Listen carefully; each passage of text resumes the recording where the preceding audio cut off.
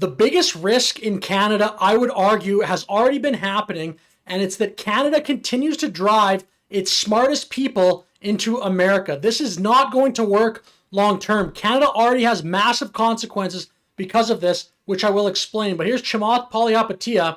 I believe he's a billionaire from the very popular podcast, All In Podcast, plus he made a bunch of money in Facebook. But he says here, the biggest brain drain in the world is the one from Canada to the US. As a result, the biggest and most successful mafia in the world is not the PayPal mafia in America, but the ex-Canadian mafia in the US. From Berkshire to SpaceX and many companies in between, there are so many of us that have left Canada for the US to try our luck. If Canada would demonstrate even a small modicum of interest in being a meritocracy, many of us would have stayed. And it's just so unfortunate that things have gotten to this place in Canada, which I'll show some of the numbers in a second, but Canada's in such a bad position, actually. There's really no way to sugarcoat it. Canada is in a lot of trouble. Basically, Chamath was replying to this initial post saying that why did Stephen Harper get voted out? Things were going at least a lot better than they are right now. Next, I'm going to say this clip, who I'm not even actually a fan, really, of Kevin O'Leary, but he's pretty good at just pointing out some of Canada's obvious shortcomings. The amount of capital that has left Canada in the last 8.5 years, the GDP per capita, the collapse of investment in Canada, it's all on him. He owns it. That guy has... So, I mean, it's true. Like, Canada has become a far less competitive place. I've showed this chart in other videos, but this is just incredible. GDP per capita in 2022, and this ranks American states versus Canadian provinces. I think it's worth to just keep bringing this up. There's no reason we should be this far behind America. We have so many of the same advantages as them. We have those massive oceans separating us from so many enemies.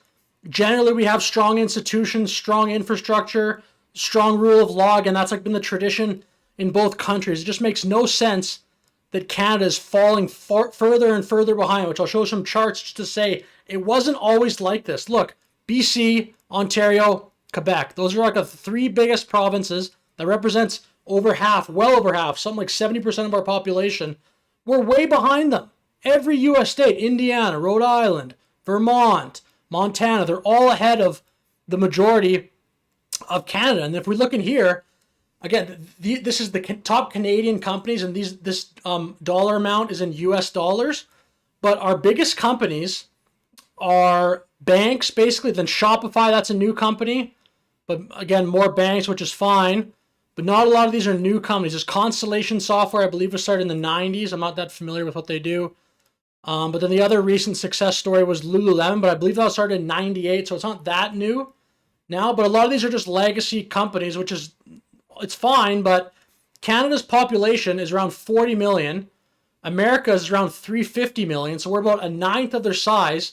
Look how much better America is doing at creating massive, important companies. And it's not just about like making the people that run these companies rich. The tax revenue you can take from all the revenue gained all these companies funds your government, funds things, funds your schools, can go just to programs to provide more affordable homes. Canada has such a problem with high costs and with low productivity. America, look at these companies, like 3.5 trillion. And again, this is adjusted. So it's like an apples to apples comparison. Our biggest company wouldn't even come close.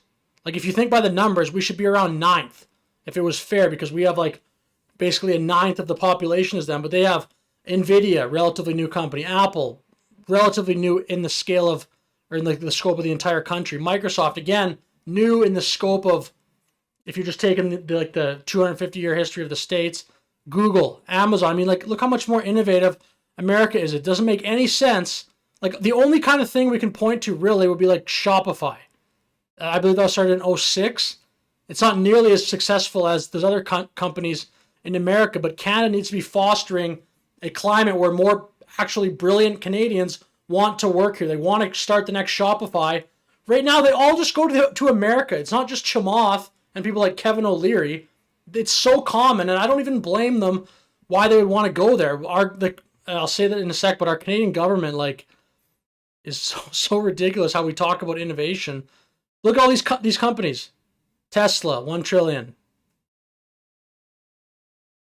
Still, we're still not even, these are all still so far bigger than the biggest Canadian company.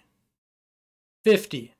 So yeah, you got to get to literally, America has 50 companies bigger than our largest company. And I don't know exactly, like Elon actually reacted to a post like this exact graph. This is directionally accurate. It's not, I don't think, perfectly accurate, because there was a time in 2008 where this wasn't tracking exactly, but it is true that directionally this is correct. Canada's GDP per capita has fallen off a cliff, even more so in recent years. This one is probably a little bit more accurate, just taken from Google. But look at this. Look how much, so back like in 1980, we're close. Look how, we're like only like, what is that, 5-10% behind them, not even. They have around a 14,000 GDP per capita. We have around a 13,000 GDP per capita, so pretty close. Look, we go, and again, back like around just recovering from 2008, we actually, in this moment, we're actually ahead of them. Look at this now. Look how flat our economy has been for the last like 10 years. They're almost in territory of doubling us. 81,000 per person. We're at 53,000 per person. We're close to being lapped by the United States in GDP per capita. And I mean, what just like are some of the consequences of this? This is a chart of our fertility rate in Canada. This is back in around we'll go 2015. This is kind of when Harper was elected out. 2022, 1.33 children per person in Canada. That's not nearly at the replacement rate of around 2.1. Total fertility rate is an estimate. Yeah, but it's even perhaps worse than that. New low in 2023 of 1.26 children per woman, rather, not per person. Unless you're very woke and you think like the pregnant emoji is real of the pregnant man. But 1.26 children per woman, like that's like in the category, as it says here, I believe, of Japan and South Korea. Canada, our fertility rate is even worse than the United States by a lot. Just the ramifications of so many of our brilliant Canadians just being like, there's not much of a fertile soil here to create a business. I'm going to go down to the United States. That shows up in so many different ways, just in how many of the great businesses of our time are American. Almost none of them are Canadian. In 2023, the vast majority of Canada's population growth came from international migration, 97.6%. And the remaining portion, 2.4%, came from natural increase. And I mean, it just, you need the people that make your country up are what makes the country. You need important people. You need your star performers to stay in your country. Like Elon Musk here explains how people just leave California, but they stay in America. People don't leave like Ontario for Alberta for the most part. They just go to America. Canada has to figure out a way to make our country more attractive for the brightest people to stay here and build businesses. We are in we have such a problem, which I'm sure many people know, but just with the amount of debt we have, and so forth. The reason it'll be worse than California is because the one thing that keeps California from being super crazy is that you can move out of California, like you and I did. You and I used to be in California, but we moved to Texas. We're still in America. But if the Dems win this... And see, Elon Musk is correct there. He says like they're basically, a lot of people have left from California, a place like Texas or Florida, but in Canada, people like Chamath just leave to America. We don't have really any province here. I know we have some decent tech sectors in places like Toronto, Vancouver, Calgary to some extent, Montreal a little bit maybe. But too many people, it's just way too attractive to just move to America. And if you watch, one final thing in this video, the other thing is that look at a lot of our major companies. They're focused around oil and gas. Even the banks too get a lot of their revenues from working with the oil and gas sector, even the mining sector. Our Canadian government, if you watch the question period, so much of the focus is on capping production of the oil and gas industry, carbon taxes. What are we doing? The people that are in our government who have this hyper fixation about reducing carbon, Look at the full picture of the country. What are you doing, especially to young people? You've created a country now that people can't afford to have children. What are you doing? You can't be, this is so irresponsible to be trying to clamp down on our biggest industry. A huge part of Canada's economy is oil and gas, mining, and then the banking that goes with those sectors.